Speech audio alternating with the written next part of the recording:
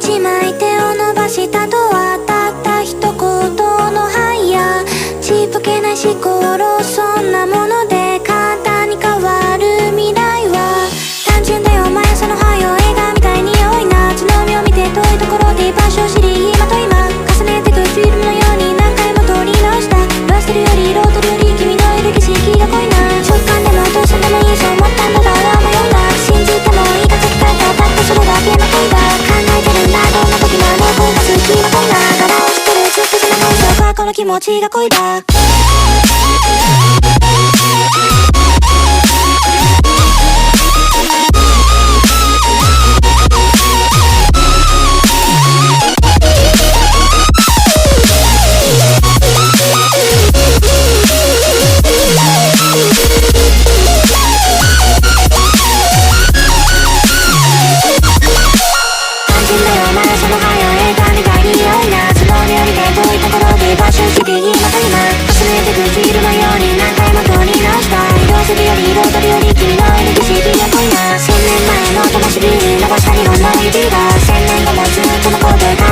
信じてもいいそう聞こえたまん丸な月日を追いだ。照らしてたいつからもそうかこの気持ちが恋だ。